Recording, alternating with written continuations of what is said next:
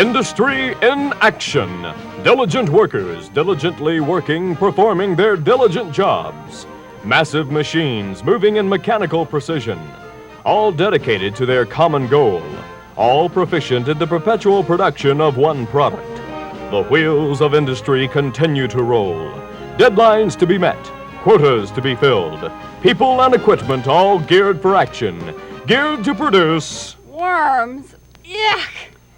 Yeah, soft plastic worms, the kind you fish with. Back in 1960, Bill Stembridge was a mechanic for Delta Airlines. Not too many months later, he became the father of the soft plastic fishing worm. I was fishing about as much as I was working on airplanes back then. And I was designing my own fishing lures and just working with my hands. I like to work with my hands and do things with my hands. So I designed the first Fliptail, and we started catching fish on it. And before long, distributors were asking me to make them for them, and this is the way the business started. We had no real intentions of going in business at that time. You wouldn't think that there would be a continuous market for plastic worms. What do you feed them? Plastic flowers? Anyway, it seems that there is. On an average day, Bill's company produces 250,000 fishing lures. Talk about opening a can of worms. How do you go about making a worm? Well, first of all, he wants to make it resemble something that's natural in the water. So he has to know what shape to make it, to resemble a live creature in the water to make that fish turn on. And this is the intent of it to start with, is you want it to look like a little eel or a snake, or the action of it to resemble a live creature in the water if you're going to fool the fish. So you have to outthink a fish? You have to think like one anyway. Regulation worm-colored worms aren't enough anymore. Imagine 30 different color combinations.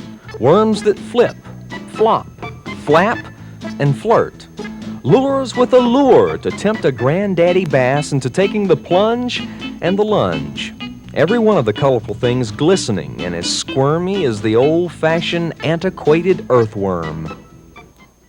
Now, why do you suppose that the normal reaction to worms is yuck? It's a bunch of worms. Most people don't like the slimy feel of anything, and we make the Fliptail where it has that slimy feel, just like a regular worm, but primarily is to keep that plastic soft. Just imagine that you're a fish out there in the water somewhere, and out plopped something that was pink and crawly and sort of, well, wormy. And then you had a choice between that and something that was brightly colored and plastic. This brings up one question. If you were a fish out in the middle of that lake, would you eat that? I guess I would. This is Andy Johnston. What am I saying?